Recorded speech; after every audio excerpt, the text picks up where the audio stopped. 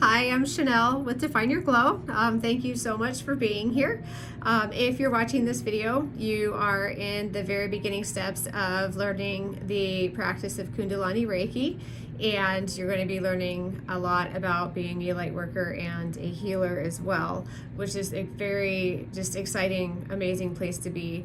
You may be brand new with Reiki and chakras and energy work. You may not know what chakras even are, or you may be someone that's more experienced. Maybe you do a Sui Reiki. Maybe you've kind of exposed yourself and done a little self-teaching, but either way, you're here, and I'm happy to have you here, and thank you so much for allowing me to be your teacher and your mentor. The class is going to be amazing. There's a couple of videos. The first one, the one you're watching, is going to talk about what Reiki is, what to expect, how to take care of yourself, because you're using a lot of energy when you do the practice, so it's important to take care of yourself. I'll talk a little bit about myself, how I got into Reiki, how I got into this wonderful world of spirit, and then I'll go over all the chakras, what they mean, what they resonate with as far as physical illness, both, and spiritual well-being and illnesses, and how energy works with the physical body, the layers of the etheric field. We'll really get into the nitty-gritty and into the details of the chakras and energy today. And then the next class, it gets even more deeper, and we go into each chakra, what to look for, what to see, what to feel, how to follow the energies. It's just really exciting. So for me, how I got into Reiki, it's actually a very long story because it's been going on since I was a kid. I am a medium. I can communicate with spirits. I can hear if they've passed over, I can hear them as if they're living. I can get messages. I can do ancestral lineage healings. I can go down a person's ancestral line and follow any, the traumas sometimes have patterns in the ancestral lineage, and they can go back very far back into the person's timeline. I can heal those because, as you'll learn when you're doing Reiki, if you can heal the ancestral lineage, if you can get back there into that ancestral line, you will heal what's happening today in this world with that particular person. It doesn't always start with them. Sometimes you have to go back, and that's where Kundalini energy is beautiful, because it's a very rich, very intelligent energy, and it will go far back if you follow it, for one, and if the person is willing to do that. The one thing with Reiki is you just have to let the energy flow. So we'll get into that later today. But I started doing Reiki, oh gosh, it's been forever, but I was certified and learning it professionally just 3 years ago, but I was doing it about a year before that, and I didn't realize it. I think one of the most profound stories I have is a man I was dating 10 years ago. It was a while ago, and he had cancer. And I remember when he would sleep at night, I would put my hands on his back.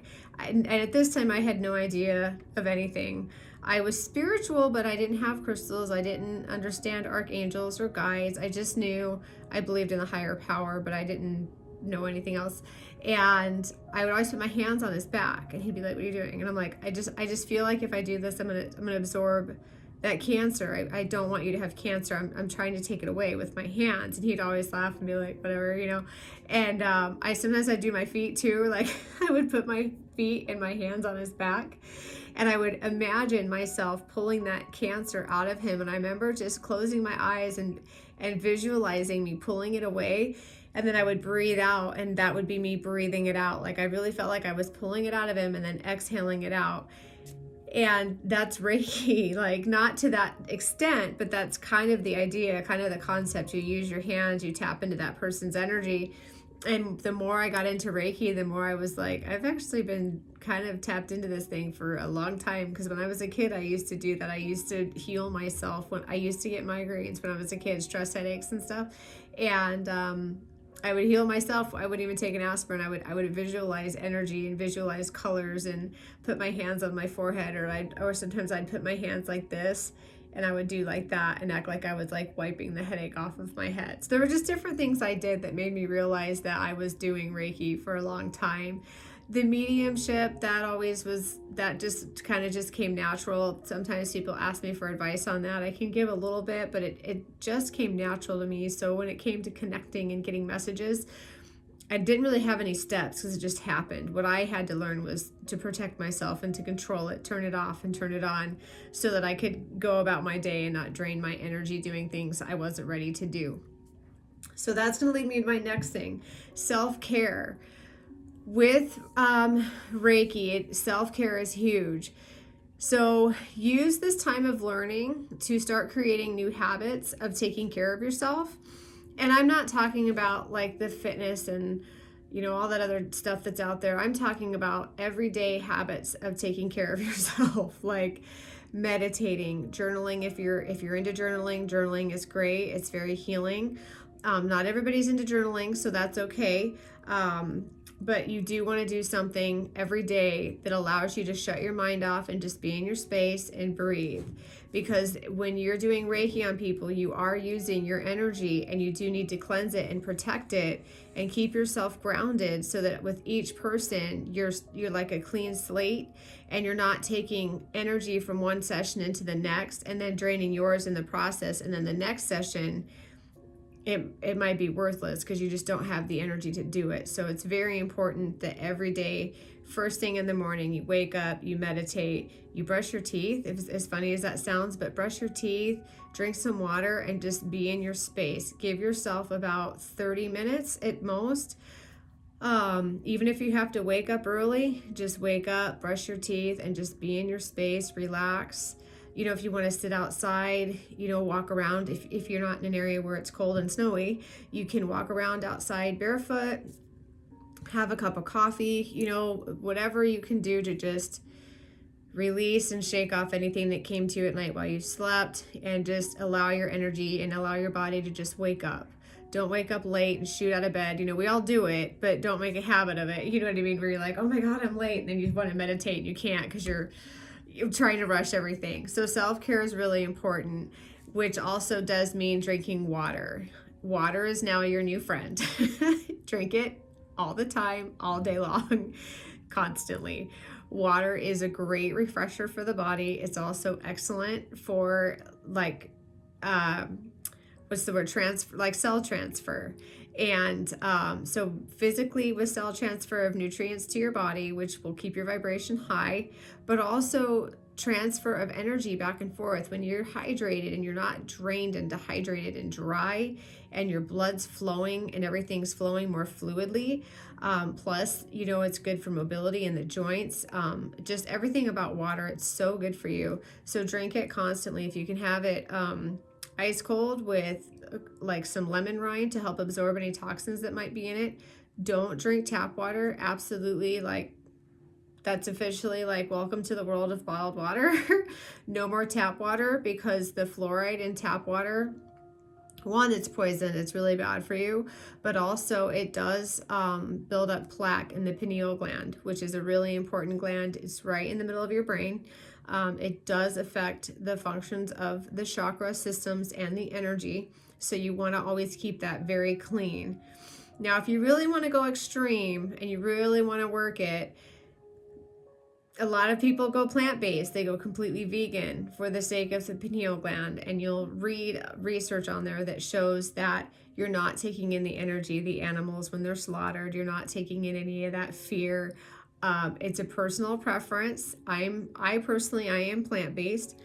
I've been plant-based for not quite a year, and everybody's different about it. It can be a sensitive subject, so I would never pressure anybody to it. But if you do want to try it, you are welcome to message me, because it just, for me, in my opinion, going plant-based was so easy. I never realized how easy it could be. I thought it would have been impossible, and I had already been dairy-free for over a year. I'm an athlete, triathlete, and marathoner outside of my energy work. So I did it for athletic purposes. I figured the milk and the cheese and all the heavier fats were affecting my performance on my bike and in my run. It was upsetting my stomach. So I got rid of it. So I'd already been dairy free. Well, when I got rid of meat and eggs and all of that, it was like life altering. How amazing I felt, how fast. I never expected that. I thought I would crave stuff, like crave hamburgers and crave chicken, and because barbecue chicken is like my favorite thing, and I have not craved anything. It has balanced me completely. I sleep good at night, even if I have like a stressful day, or, life takes a hit and I'm, kind of overwhelmed. I still sleep really good.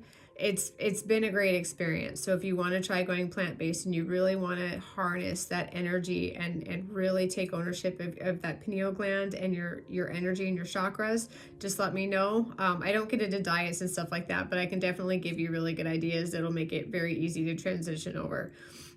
So that's another good thing you're going to want to do, or idea, I should say, for self-care.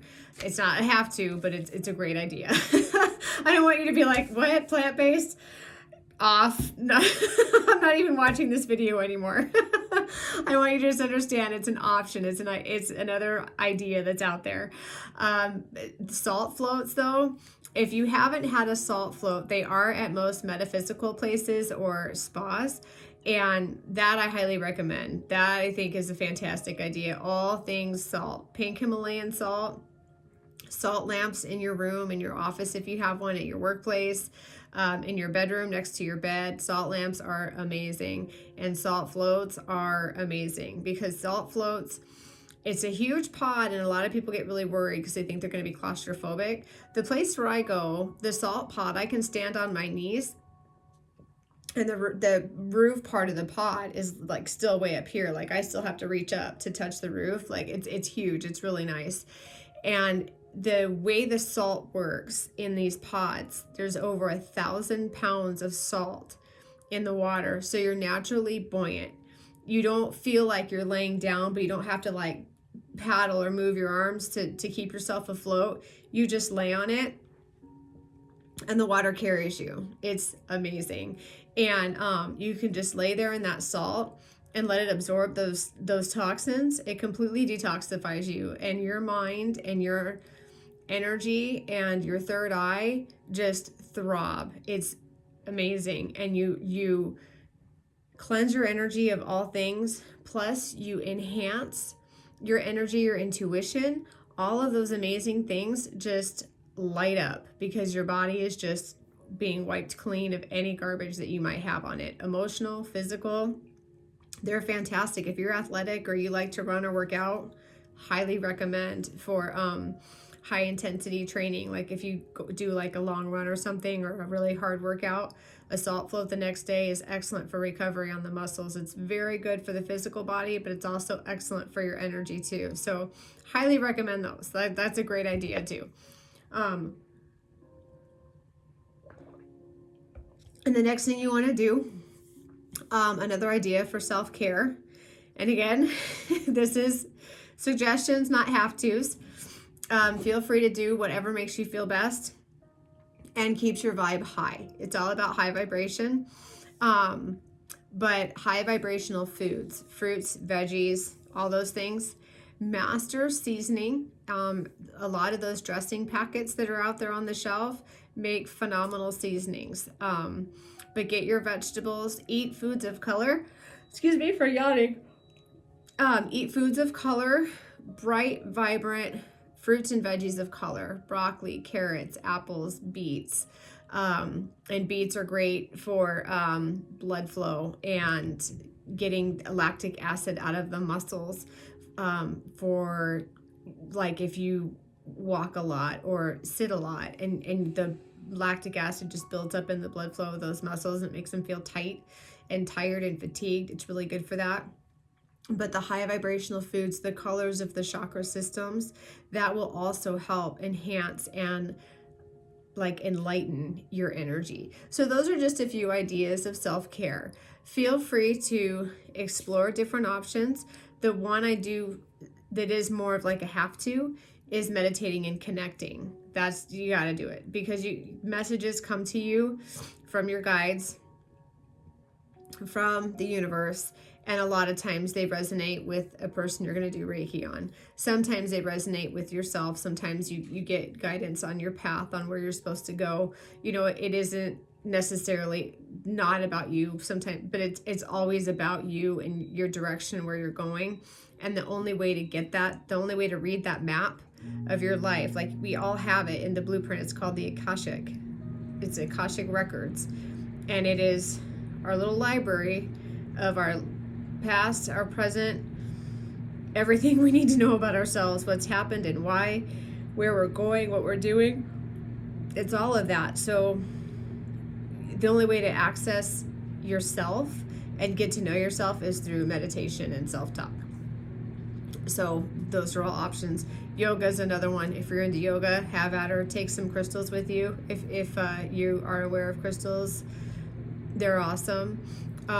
Also in this class, I will be touching up on crystals because I'm a huge believer in the energy of crystals. They are from the earth, so it's like a direct contact to the earth. It is just, you can't get any more closer to the earth energy than with crystals. So I will touch up on that because there are ways to use crystals to work on each chakra, whether you're cleansing it or healing it, or you're doing like an all over protection of the person's energy. Crystals are the way to do it. They pull in energy, they put in energy. They're very necessary, and they're very earth connected. And Kundalini is a fire energy, it's an earth energy. So when you mix Kundalini and crystals and the earth energy, it's just like, it's very effective and very healing. So just get to know your crystals, get to know yourself, take care of yourself. Now's that time. As a light worker, it all depends on what type of light worker you are. But you are now in a realm of being a healer and having beautiful experiences. And as you get more experience with Reiki, and as you get more in touch with this gift that you're going to be learning and you're going to be enhancing through experience, things will come up that are going to be really hard to see because we are healing traumas on people, right? Some traumas to people are nothing to other people, like, oh, it's not a big deal. Like, you know, everybody has their own definition of trauma, and what defines how they see a trauma is what else has been around them. So you might have someone that comes up to you like, oh my God, I've had so many traumas, I need Reiki, blah, blah. You know, and they go in to talk about their experiences or their life, you know, and they have, let's say they have something that, you know, they were abused as a child, that's their trauma. But then you might have somebody else that comes in and say, yeah, I had a pretty traumatic childhood, I have PTSD and I'm an addict and whatever, and then their child abuse is way worse. So everybody's different, and you never want to stereotype just one trauma as being abused. Traumas come from every element of life, and the body never forgets. The mind never forgets. Someone might have a car accident and they cracked their neck, or they took a, you know, the airbag hit their chest. 20 years later, they have chest pains for no reason, or they have random neck pain, and it connects back to that car accident. If you can really get connected to that Kundalini energy and really listen to it and follow it, it'll take you back to that day when that accident happened, and you'll be able to tell that person and say, hey, I'm looking at your your solar plexus chakra, and it looks like you were in a car accident. I'm feeling an impact to the chest. I'm also noticing the neck. There's all sorts of different things that'll come through. So you really want to be aware, and you want to be connected, and you also want to be prepared, because it's not fuzzy bunnies and rainbows. When you're removing traumas, you know, love and light, and we all do amazing things, but be ready. As if you decide to do this as, you know, like a career, and you want to set up a business, or you want to become a healer and get in front of people, be ready to see and feel things and know that they are not yours to feel. You know, you can see it so you know to heal it, but they're not. You have to be able to recognize energy that's yours and energy that's theirs. Feeling it helps you understand what's going on so you can heal it and get rid of it. So feeling it is okay, but don't take ownership of it. You know what I mean? So all of that comes with self-care, because self-care teaches us how we feel and what we think, and it makes us more aware of our physical body and our spiritual body. So that's just kind of where I was going with that. So, okay, let's go ahead and get into the next step here, which I'm going to talk a little bit about the chakras.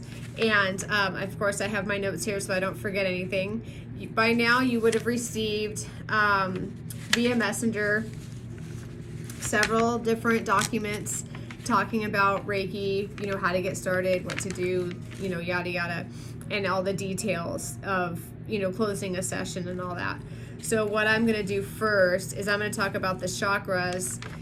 And I was actually looking for something on here, give me one sec here, that I wanted to cover.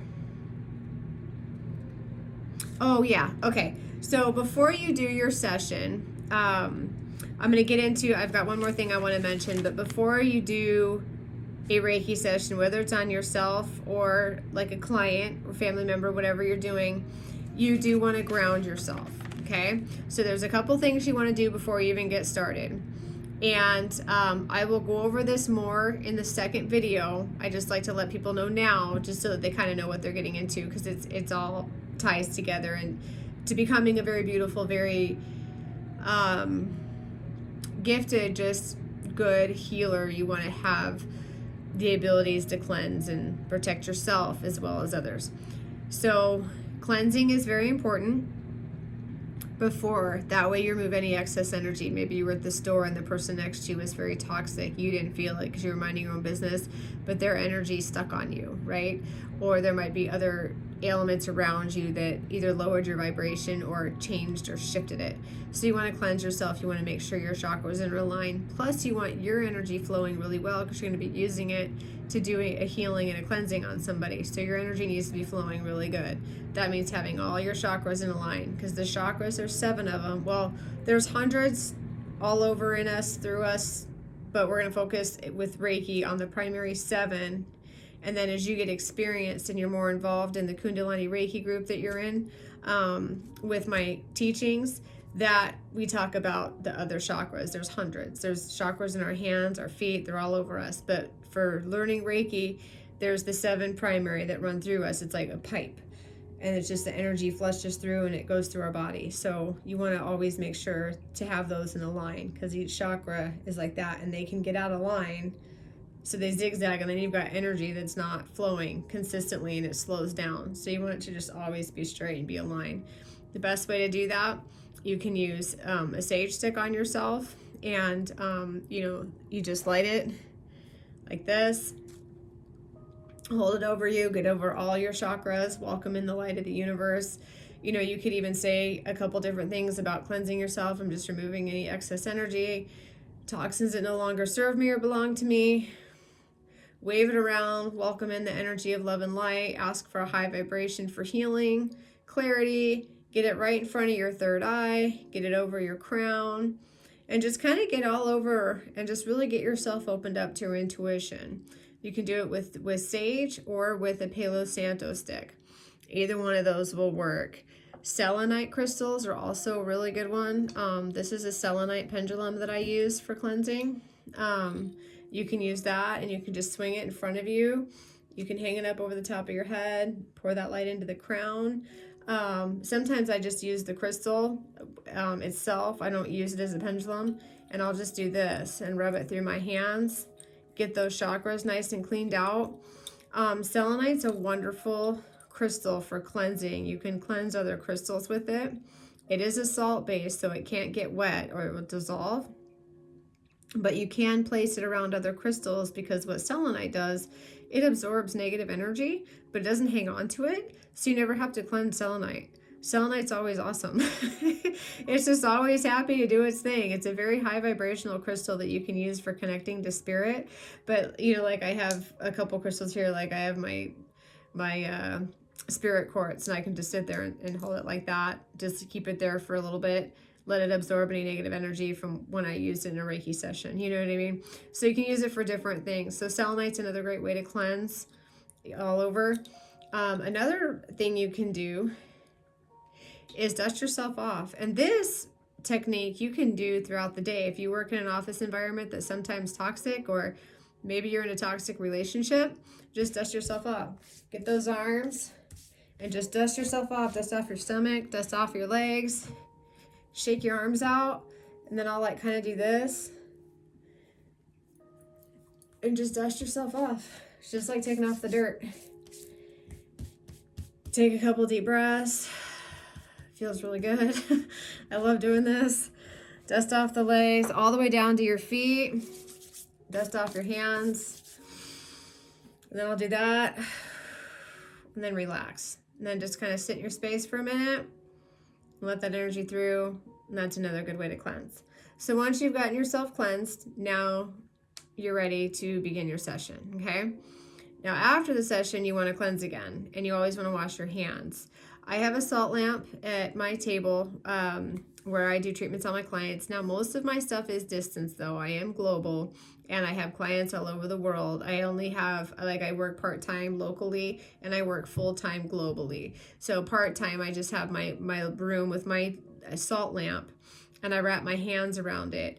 And I use that, and then while the client's, kind of waking up and getting comfortable, I'll step out and then I'll wash my hands.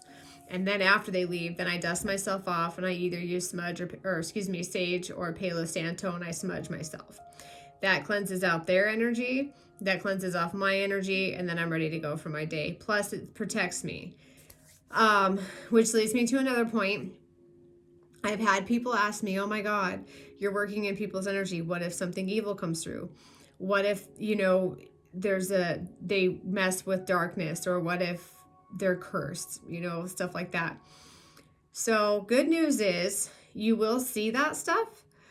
But the good news in that is when you're doing Reiki, if you're doing it right and you're taking care of yourself and you're keeping your vibration high, you'll see it. You won't feel it. You won't fear it. You'll just be like, oh, and you'll remove it. It's really quite simple, because when your vibration is high, nothing can attach to you. Mercury retrograde doesn't even faze me. Keep your vibe high, and anything that shifts or changes, or all those energy shifts, they blow right past you because your vibe's high, you're stabilized, you're neutral, your vibration's good, your energy's flowing. It isn't as easily impacted. So when you're working on someone that's dark and they're out there, I'll just tell you right now, I've seen some stuff and it's like, and they wonder why they hurt. Okay. You know what I mean? There's people out there that are like, oh, I don't understand why I'm this way. And then you'll start Reiki on them and you'll be like, they play with black magic. They're doing Ouija boards. They're all up into the darkness. They live, eat, breathe dark. And of course they manifest all this garbage on them, and now they're physically ill in 100 different ways. So you'll see it. You can cleanse them off.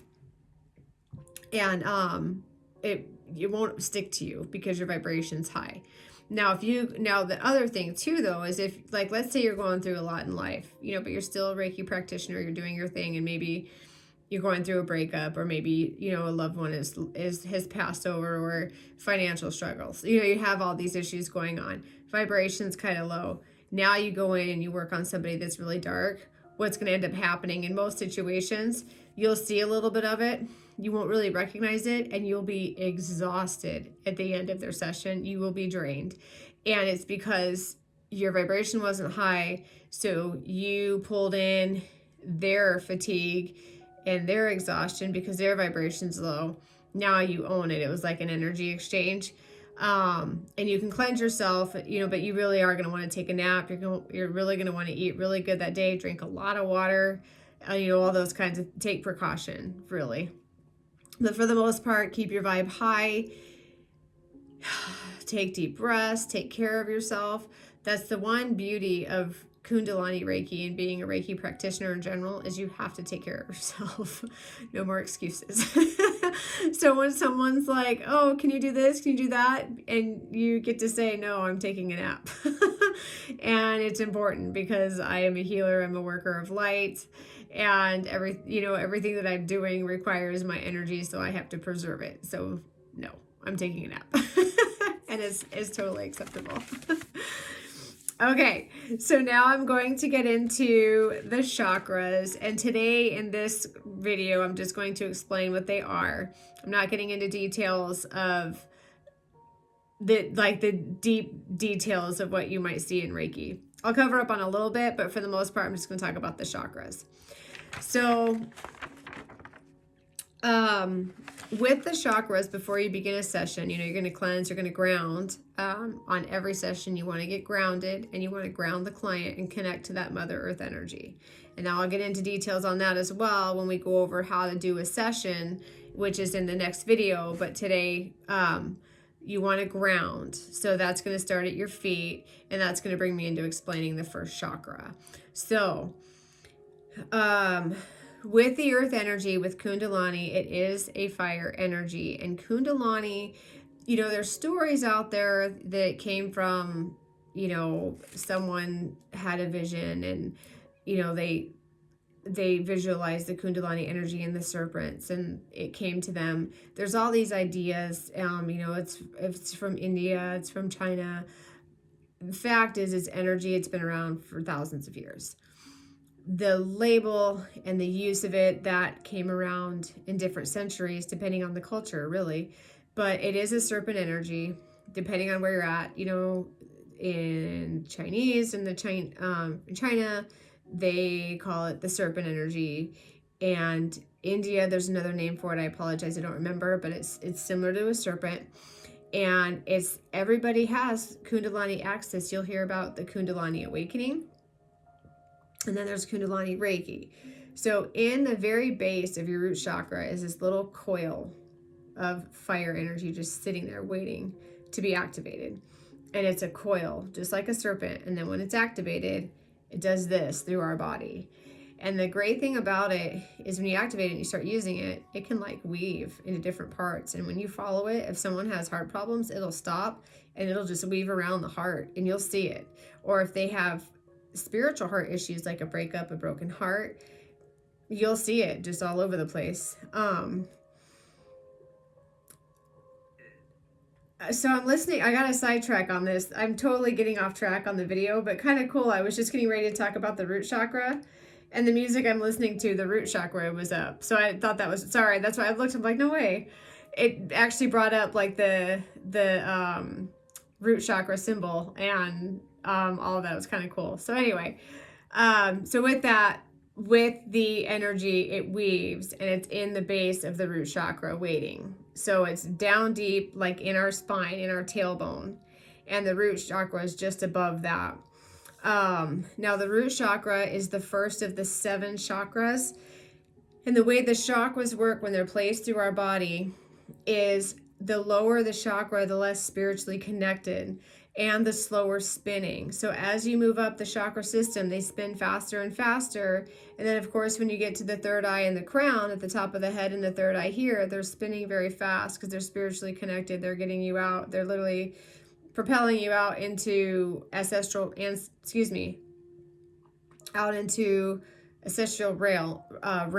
into the spirit world. So with the root chakra, that's all physical stuff. Money, stability, job, career, basic needs, food, water, physical body, appearance, stuff like that. And self-esteem is in there. But it's also connected to our will, our free will, empowerment and stuff like that. Physically, it's the tailbone, the hips, all of that. Spiritually, it's mostly just going to be about home, and free will, because the universe gives us the power of free will. We all have a plan, we all have a purpose, but we do have free will to kind of do whatever the heck we want. And the universe just steps back and goes, let us know when you need us. We're here 24/7, but if, a lot of people, they choose to do their own thing, right? We all know what we're doing. We don't need to talk to the universe every day. We got this, right? And the universe is watching yeah, we'll wait. Right? Have fun with your free will. So what free will is in the root chakra. So when you see someone abusing their free will, the root chakra will look kind of crappy. It spins in the color of red. If it is showing traumas or there's issues there, whether it's being overactive or underactive, it will be more of a murky shade of red. Overactive meaning maybe someone's trying to save up for a home and that's all they're thinking about. Like they forgot to maybe. So an example would be like they're married, they have a wife, so heart chakra, there's love there, but they haven't really been giving them much attention because they're so focused on saving for their dream house, right? So that means that sucker is going to be, when you see their chakra, if it's overactive, it's huge and it's just spinning and it's not a very good color, it doesn't look healthy, so you know they're obsessing about something. And addicts, their chakra is huge because they're obsessed, they're addicted, and they can't get enough. Now addicts, it's usually the sacral chakra or the root chakra because it's material stuff they're addicted to. Drugs, money, sex, gambling, alcohol, all those things are physical things, right? So it's usually the sacral or the root chakra, and the sacral chakra is the second chakra after the root. It goes root and sacral. With addiction, those two are the ones you'll usually see it on because they're addicted, they're overactive, they can't get enough, they're obsessed, so the chakras are really big. Now, if the chakra is not getting enough attention, you know, maybe the person's financially struggling, maybe they don't have a job, maybe they're not motivated to clean their house, maybe like a hoarder type mentality, the chakra is really little. It's not getting any attention, there's hardly any energy there, it's very small. So when it's underactive, a chakra is very small. When it's overactive and the person's obsessive, thinking about it too much, it's big. So that's the root chakra. And it's also, in the Sanskrit language, the root chakra is called Muladhara, if I'm saying that right. And it spins in the color of red, like a ruby.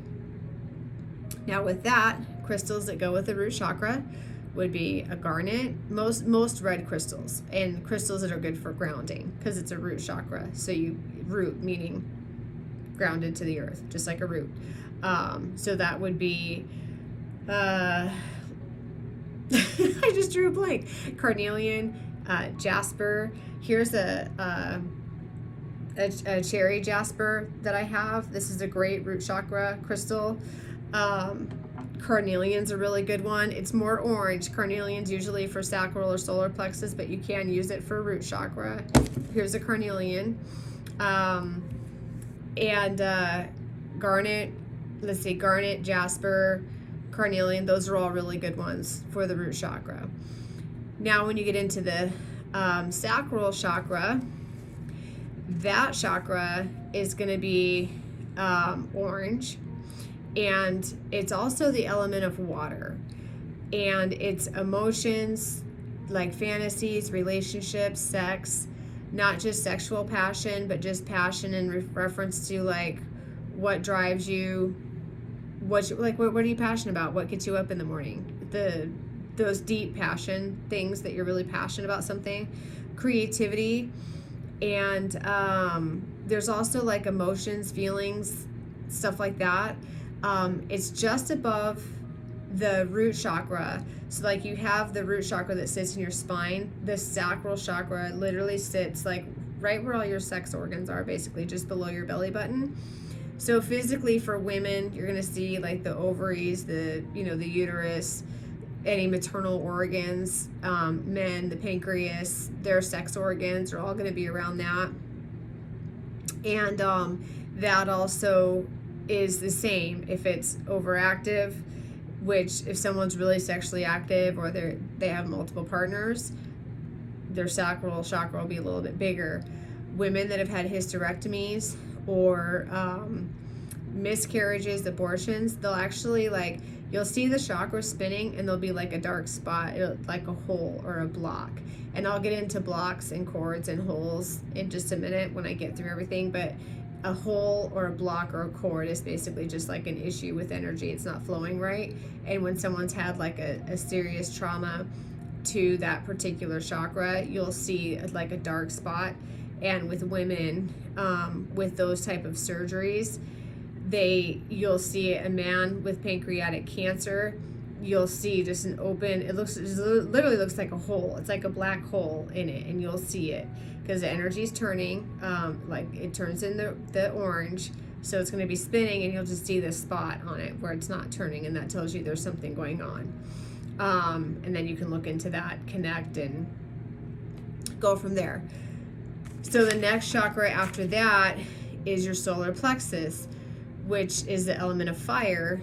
And now we're getting into a little bit more spiritual. Now we're into the gut. It sits just behind your belly button, but a little bit higher, and it's right in the center. And this is your willpower, and it's also personal power. So this chakra is everything about power, and it's your, like the whole follow your gut.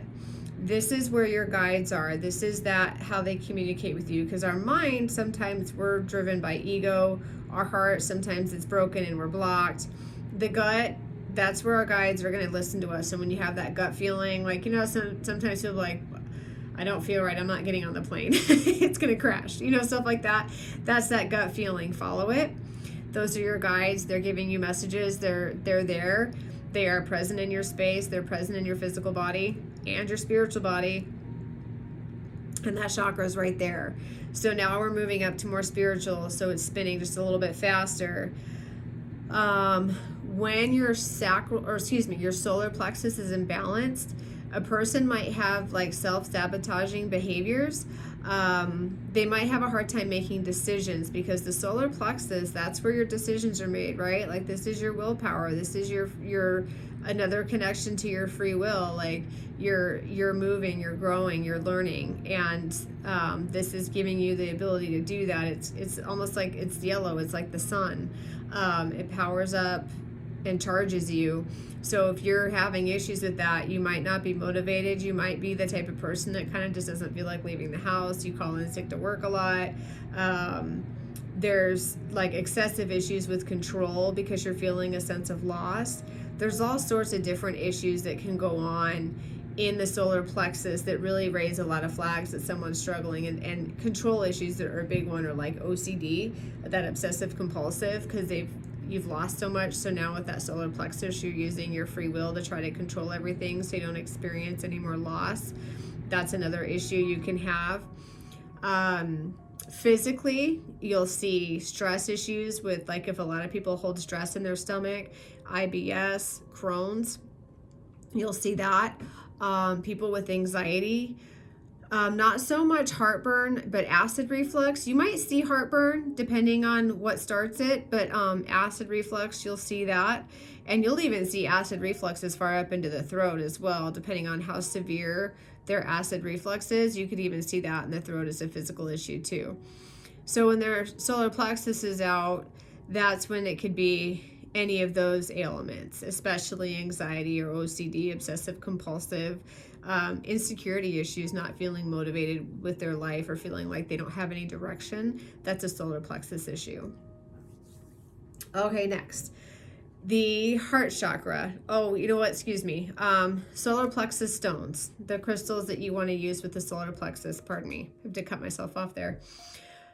Carnelian is a good one because it's a very high vibrational stone. Sunstone, citrine is amazing crystal. It's got such a great vibration. I love citrine. Orange calcite's another really good one. Not lace jasper.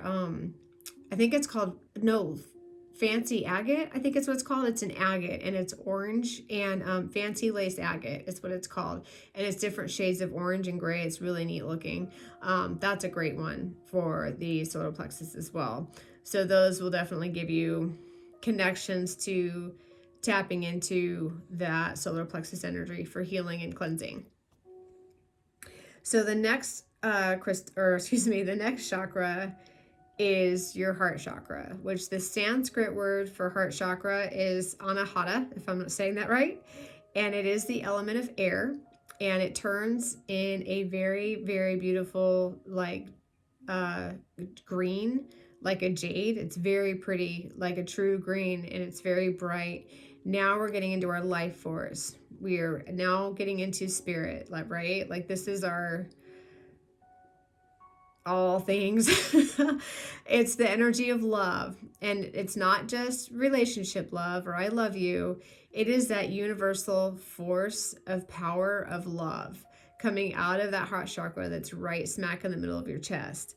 It is a beautiful chakra, and if it does, just like all the other ones, when it's overactive, it's really big.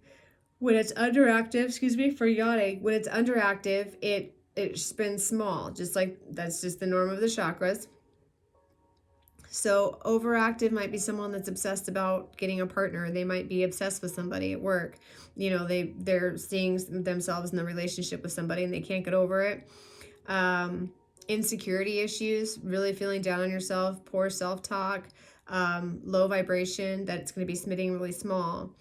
Sometimes people that have been in a narcissistic relationship or they've been hurt, they've been abused, they'll have a hole in their heart. You'll see it. It'll be spinning, and just like I had mentioned earlier, it'll just be a hole that's showing that a trauma, there's something happened there, that now there's a lack of trust with either people that they are in their space, you know, loved ones, or maybe a spouse, or it could just be in general, they don't trust people anymore. You know, they're like a hurt dog, you know, they don't trust anybody anymore.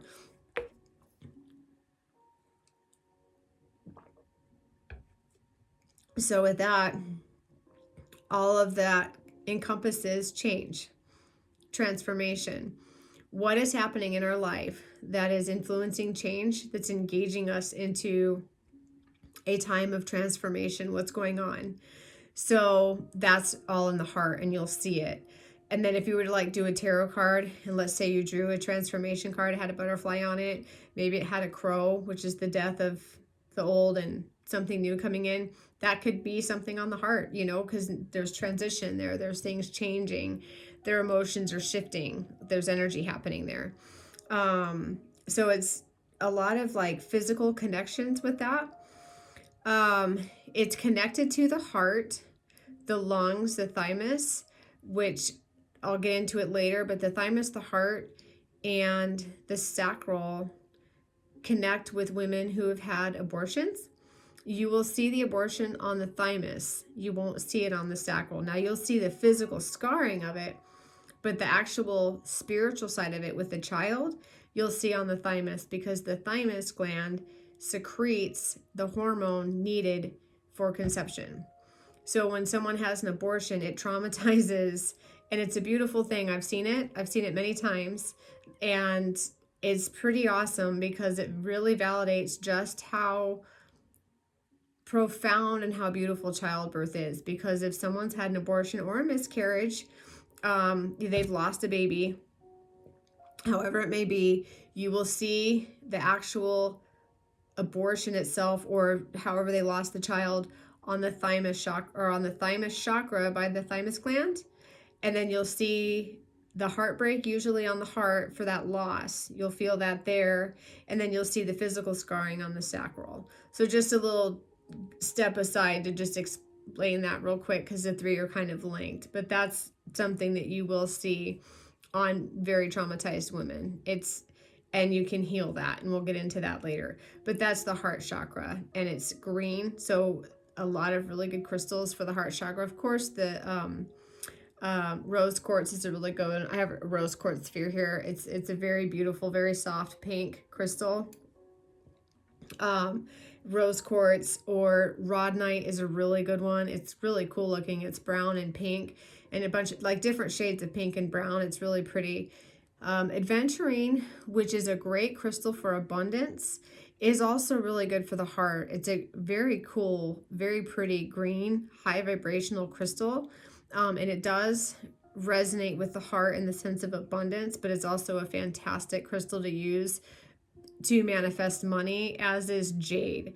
Jade is excellent for the heart, but it's also a very strong money crystal, and it manifests the energy of money. But you can use that on the heart, because an abundant heart, if you have life in your heart and you have love, abundance and happiness of money will come after that. You have to be happy first. You can't just be like, oh my. You gotta love yourself, and you have to be happy with what you have, and then the money will come with you. You know what I mean? So it's just kind of a setup there. The universe is smart. They know what they're doing. You have to be happy first. Kind of a requirement there. If you're going to do light work, you got to be happy about it. Okay, so next we're going to get into the throat chakra. Now, the Sanskrit for this I've never been able to pronounce, but it's Vishuddha, I believe. And this throat chakra spins in the color of blue. Now we're getting into even faster spinning chakra, with the throat, but the throat is going to be, it's a tricky one because it manifests with voice and passion, if you're wanting to share it, or maybe you're not going to tell people about it. Like I see this a lot with people that are into light work, but they don't want to tell their family about it yet. I'll see it on their throat because they're like being really quiet. So the throat chakra is nice and tight. There's nothing going in, there's nothing going out because they're not talking. They're not telling anybody anything. So you'll see that. Now, gossipy people, as much as I'm not a fan of gossip, they are fun to look at in the energy realm because their chakra is huge and it's murky. And usually you find their trauma in their throat, even though it might be totally not even related to the throat chakra. It could be like a rape or something you'd see on the sacral chakra. But what I've seen often is on the throat chakra is the person's trauma, because they talk about other people's traumas that those people don't know they experienced, but they gossip about it because it's their way of dealing with their trauma. They're going to go gossip about somebody else's trauma that was the same as theirs, because now they can talk about it without actually having to tell people they went through that. They'll just use so-and-so who had a similar experience, and they're going to gossip about them, or they're going to talk to them about it, and they're going to help them through it, and they're going to just talk, because now they're basically using that person's trauma as a therapy for themselves, but they never actually have to share what they went through. They're just, you know what I mean? So it's like an exchange of energy, really. So you'll see their trauma, because even though they haven't said anything to anybody, but let's say, this person was molested by somebody and they were too, your client, they're going to talk to them about it and be like, oh my gosh, and be there for them. Or maybe they're just going to gossip. Maybe they're really low vibration. They're going to gossip about it. You'll see that person's trauma because they tried to clear it talking about somebody else's, and it just surfaced it into their throat because now they're talking. So it's all about voice. It's connection to voice. There's a lot of deep stuff going on there, as well as passion, which I know passion comes up in the sacral chakra, but it's also in the throat because you have to talk about it. You have to tell people what's going on. So it's there in your voice as well. Now, if a person physically is having throat chakra issues, they'll have dental issues. They'll have lockjaw or TMJ. They'll have sore throats. So they might even have sinus issues because they're all connected. And that is all related with issues with the throat chakra, because it's connected with like overuse of voice if they're gossipy. Now, people that are really gossipy, and I don't mean to be offensive, but like they're really nasty. There's always one in every office building. They're gossipy. They talk about other people. They get into other people's business and they share it with other people. Those are the people that have 9 fillings. They have jaw issues. They have a really tight neck. They can't get comfortable. It all manifests, all that negative energy and all that negative talking, it manifests into physical issues all around the neck, the teeth, everything, your tongue, your palate. Food tastes different. It's very interesting how that works. And with that, I'm going to step into something really quick too. When you, with all chakras, the less attention you give them, the more likely to illness you are. Because the minute things start becoming a low vibration, the energy is still there, but it's a negative energy. That's how it manifests illness. So that's why when you're working on the chakras, you're able to see the illness next to it. Like if someone has a heart attack, you'll be able to see it on the heart next to the heart chakra because they weren't giving their heart chakra attention, or maybe they were giving it too much. And that goes into, and this is totally just an example, I'm not making any stereotypes, but like let's say someone has a heart attack and they're struggling with weight issues because they eat bad. They have poor eating habits. Maybe they smoke. There's an issue there with indulgence, right? Like maybe they're indulging in foods that they shouldn't have eaten so much of because they're trying to fill a void. Maybe they weren't loved as much when they were younger. Maybe they were loved too much and they didn't learn self-love because there was already somebody doing it for them. So there's all these different issues, but then, you fast forward 20 years later, all that negative energy manifested into heart issues, and then they had a heart attack. So it always connects to something physical. So with the neck issues, with stiff neck, shoulders, back, that's all negative, usually like 99% of the time, negative energy that a person couldn't release. And that means holding grudges, not having, being able to forgive somebody. They've been hurt by somebody, and now they don't talk to them anymore, and there's that grudge. And so they, now they have neck issues, they have back issues, maybe in their lower back and like in their scapula, maybe their shoulder is tight. They have, they're thinking, well, maybe I slept wrong or something. No, that negative energy is manifesting. You need to forgive that person. You need to release that issue, that situation, which it's very hard to do, right? Like, who wants to like forgive the person that ruined our lives, right? Or like took all of our money and broke up with us and left us for dead. How do you forgive somebody like that? Right? So whenever someone goes through a trauma and I see it on their, maybe in their neck or whatever, and I'm like, well, you got to release it and let it go. You have to forgive them. There's ways around that. We'll get into that later, but it's definitely not something of just being like, oh, I forgive you.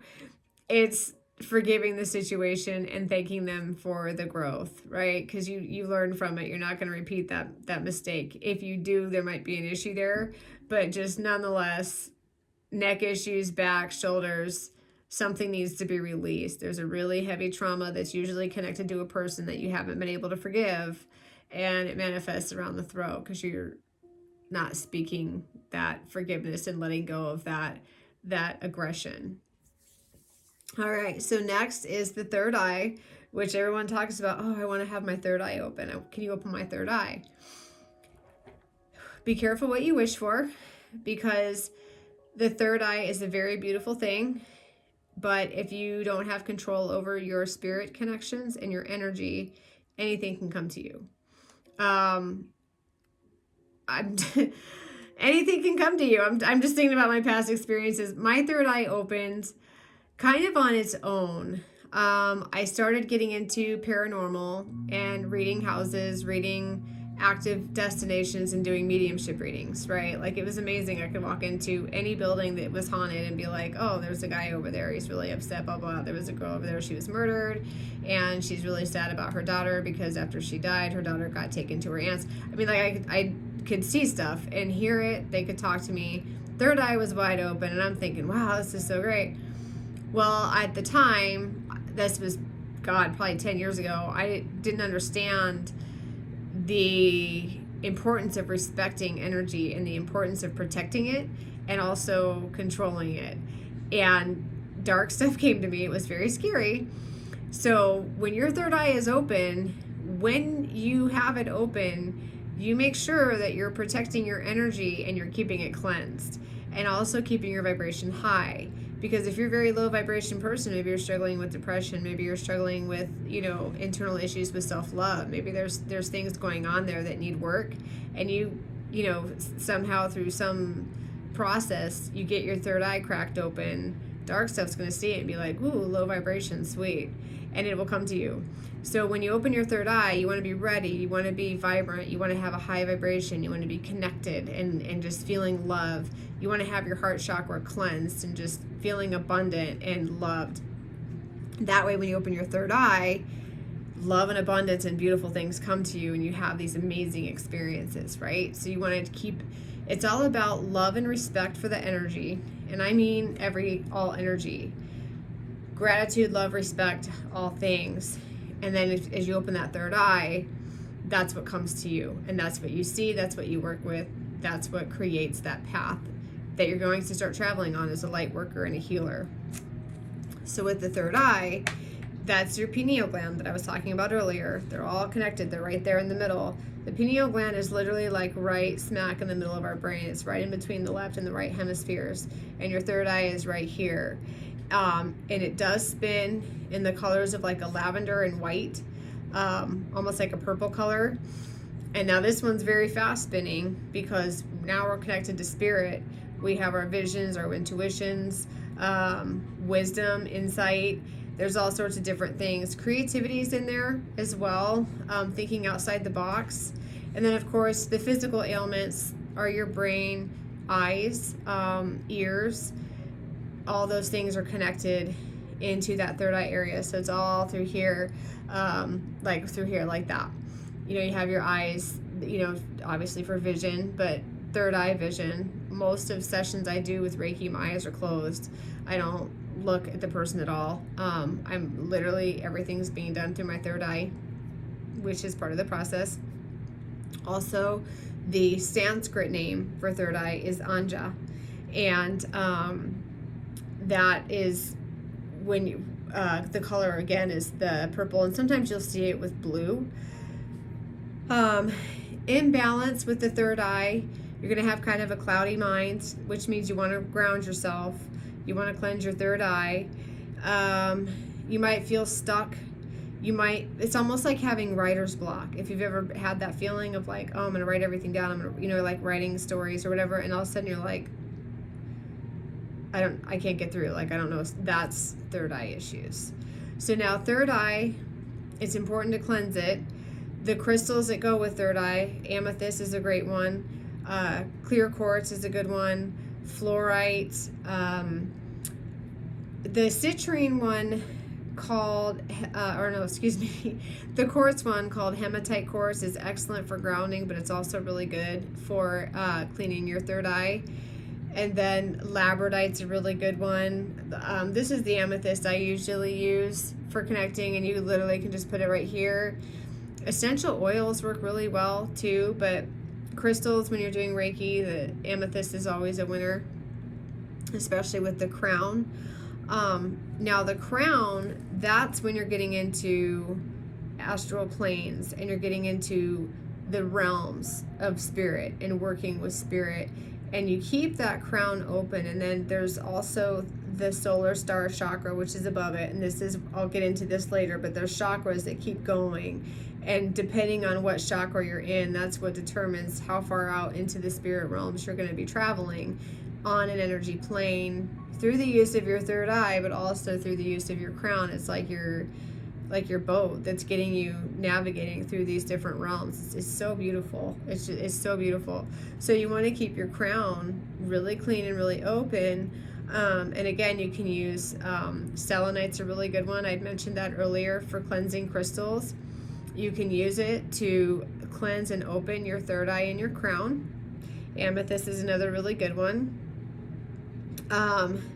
Now, the crown chakra is associated with your pituitary gland, and second to the pineal gland, and then also your hypothalamus. So all three are kind of linked into here, and then keep those clean, and then boom, off you go.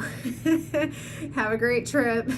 You're now in the spirit world. Astro projecting, if you're not familiar with that, look it up. It's basically traveling into different realms, and it's a beautiful thing when you do it, and it's coming back. That can be kind of exhausting on the energy, because when you leave, it's harder to come back. It's more tiring. Now the crown, now this is physically, this is the brain, but it's the nervous system. It gets a little bit deeper, because the third eye is the brain, but you like with the third eye on someone, you'd see dementia, Alzheimer's.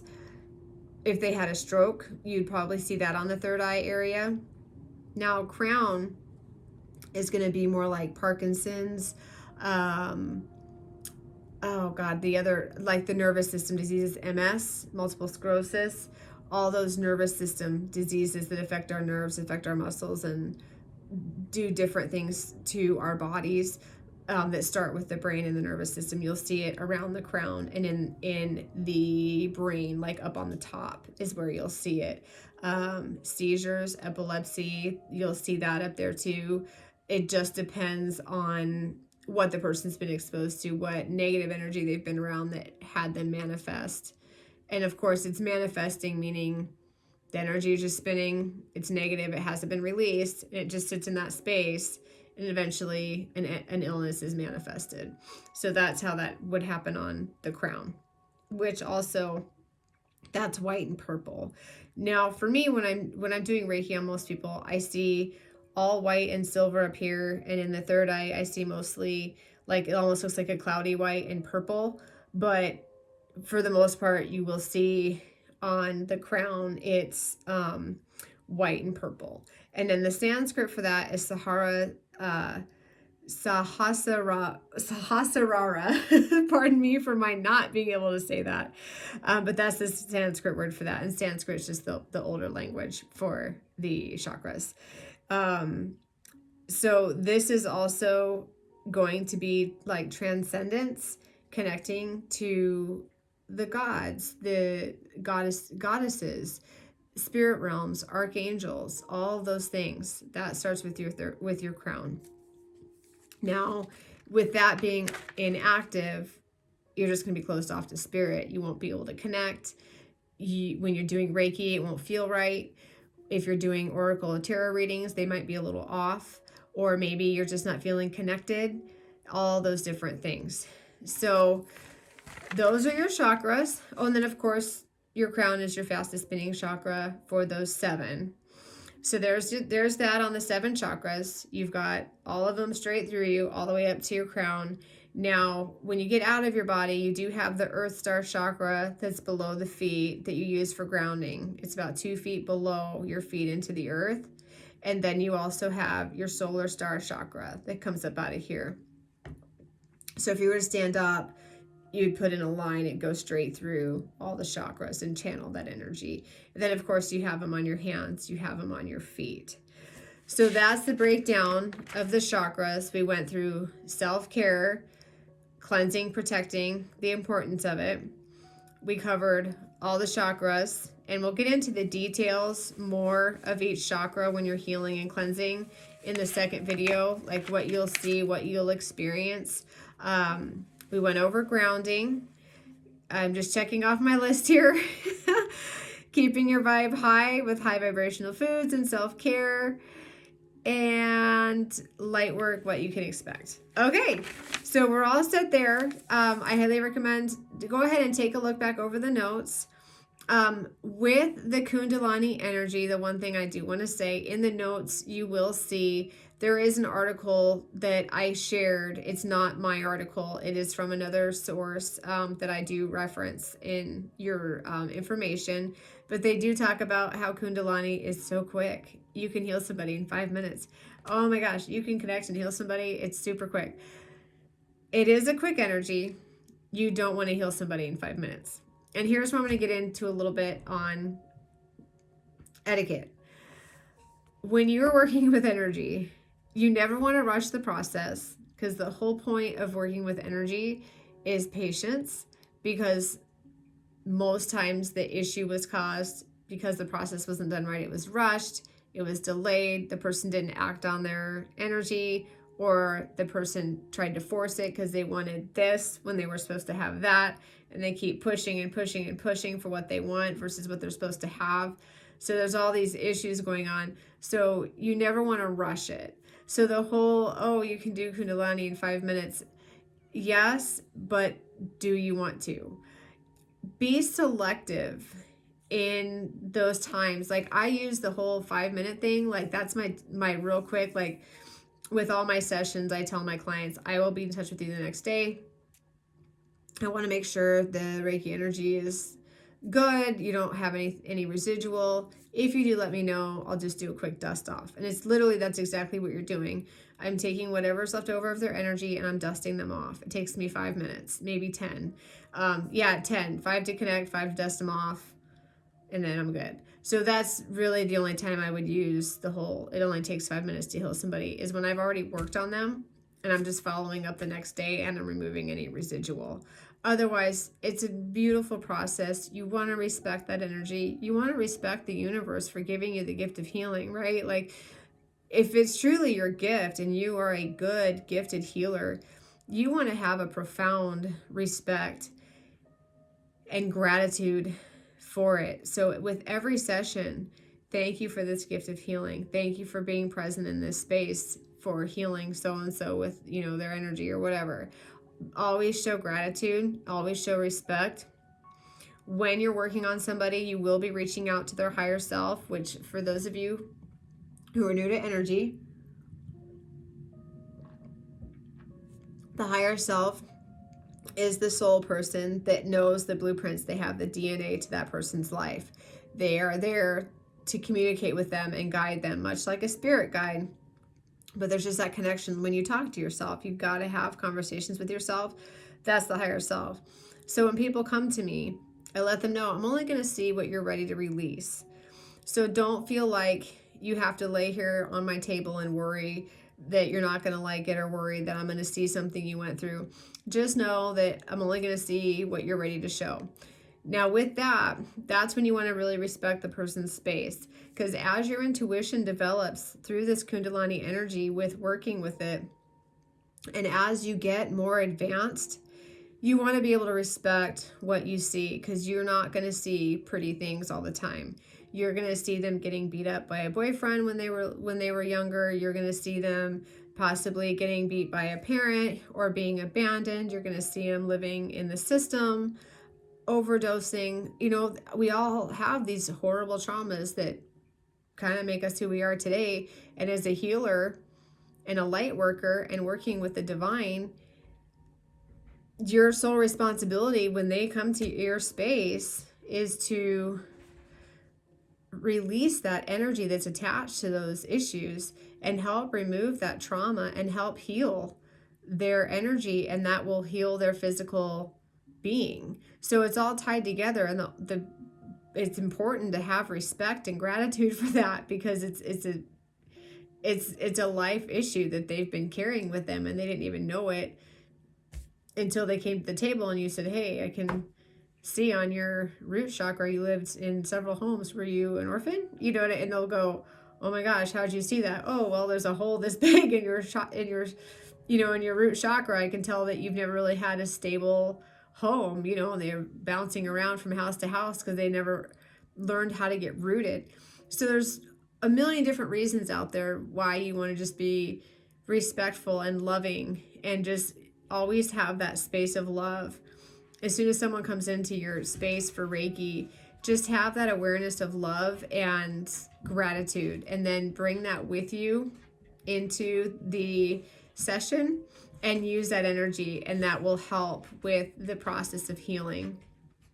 The other thing, you will get people that'll be like, oh, I'm religious, I go to church, I don't know if my church would be okay with this, or, you know, I'm Christian Baptist, I'm Jewish, I'm, you know, whatever religion they might be, I'm really worried, my church isn't going to go for this. I've had people come into my office and go, they'll like see my, you know, my candles and my crystals, and they'll be like, you know what, I'm okay, I'm going to get in trouble at my church, or my husband's really religious, he'll be bad if he finds out I'm here, and they leave. And I'm like, no, wait.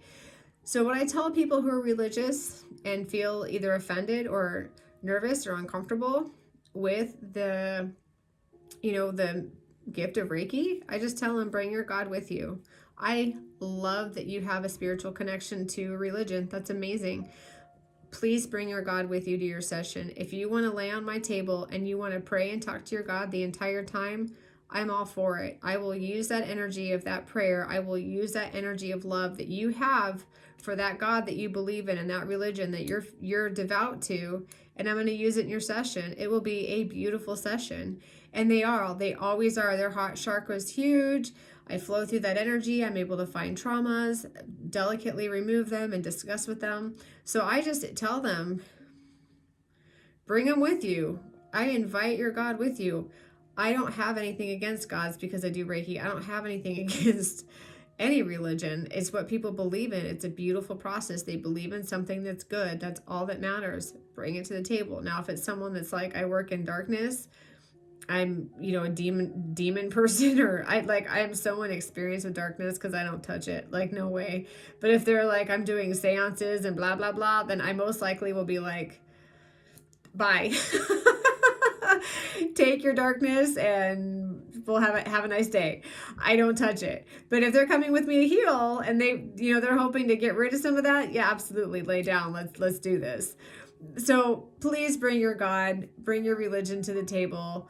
Pray, do whatever you want to do that makes you comfortable with that religion and that faith and that God, and I'll work with it in my healing with doing Reiki. It'll be beautiful. We'll work together. So don't feel like if someone says, oh, I'm religious, I don't like this, I don't like that, no worries. They can bring that with them when they're doing a healing. There's no judgments, there's no biases with Reiki.